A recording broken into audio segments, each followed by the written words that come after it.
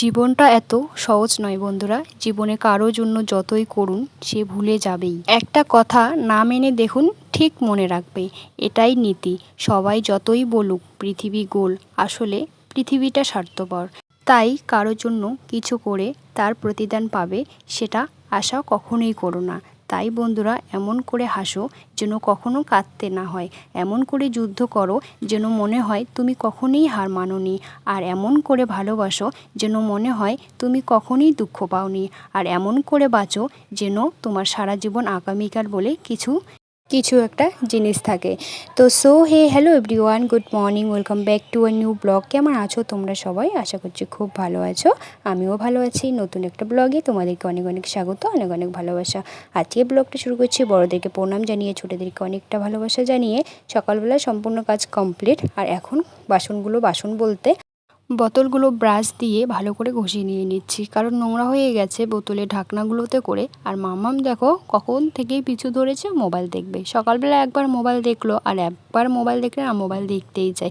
আবারও চলে এসছে, কত বাহানা দেখাচ্ছে, কত আমার সঙ্গে ভালোবাসা দেখাচ্ছে সেই মোবাইল দেখার জন্য। তো আমি বলছিলাম কি, ঠিক আছে মামা দাঁড়াও, এমনি একটুখানি শ্যুট করে নিই, কিন্তু কিছুতেই না। আজকে বেশি কিছু কিন্তু তোমাদের সঙ্গে আমি শেয়ার করতে পারিনি বন্ধুরা, কারণ মামাম খুব বায়না করছিল। আর বাচ্চাকে কান্নাকাটি করে কোনো কিছুতে এরকম করে তখন ভিডিও করতে ইচ্ছা করে না। তো তারপরে দেখো মামাম কিন্তু ক্যামেরার পিছনে দাঁড়িয়ে আছে মোবাইলের জন্য। তো এখন আমি ওইদিকে বোতলগুলো মেজে নিয়ে নিলাম, আর এখন বোতলগুলো ভালো করে ধুয়ে নিয়ে জল ভরে রেখে দিয়ে দেবো ঘরের মধ্যে। বাড়িতে কেউ নেই, এর জন্য কিন্তু মাম্মাম বেশি বায়না করছে, কারণ ওর ঠাম্মি ঠাকুরদাদা মা বাবা নেই বাড়িতে। আজকে গেছে বড় ননাসের বাড়িতে সকালবেলায়।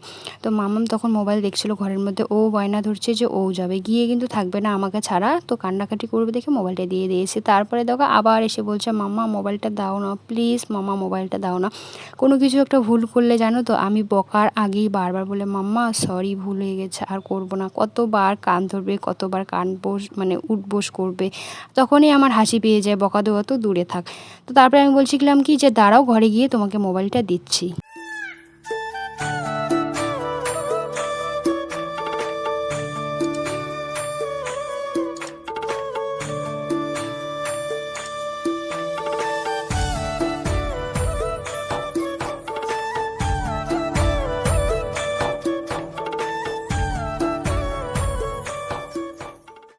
তো তারপরে এই যে চলে আসলাম ঘরে এসে একে ফ্যানটা চালিয়ে দিলাম, বাইরে গরমের মধ্যে একদম থাকা যাচ্ছে না। তো তার জন্য এই যে ফ্যানটা চালিয়ে দিয়ে এখন মাম্মা বলছে যে আম খাবে। তো আমি বলছিলাম কি, ঠিক আছে আমটা কেটে দেই, তো তারপরে তোমাকে মোবাইল দেবো আর তুমি আম খাবে।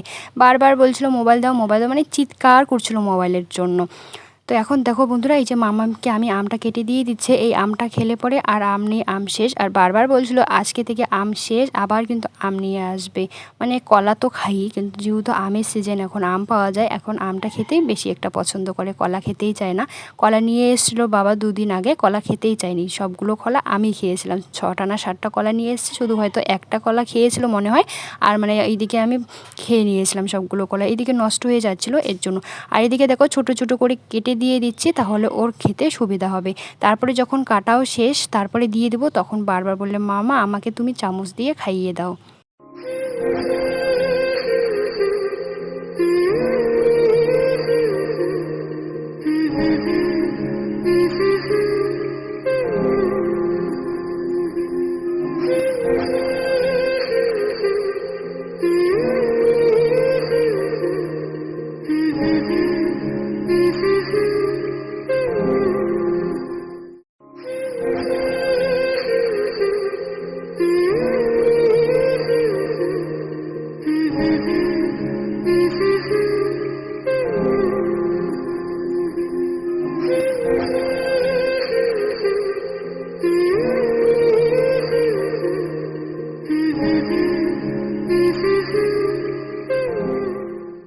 আজকে শুধু তোমাদের সঙ্গে শেয়ার করছি শুধু খাওয়া আর খাওয়া, কারণ আজকে দুপুরবেলা সেরকম একটা সবজি ছিল না আর আমাদের সেরকম খাওয়াটা একদম ভালোও হয়নি।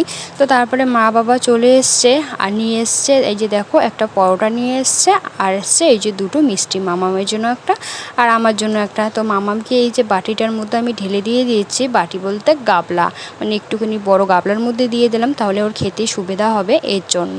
তো চলো এখন আমিও খেয়ে নিয়ে নেব।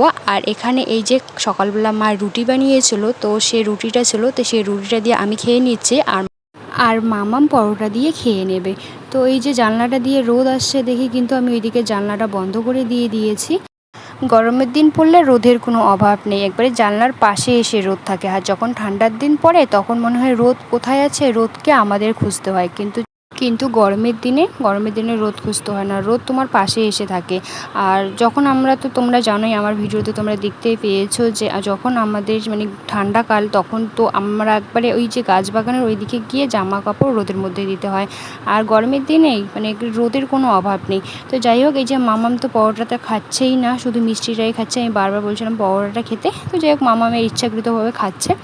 তো যাই হোক বন্ধুরা, ভিডিওটা এই পর্যন্তই। ভিডিওটা যদি ভালো লাগে সাবস্ক্রাইব করে দিও আর তোমরা পাশে থেকো, সুস্থ থেকো।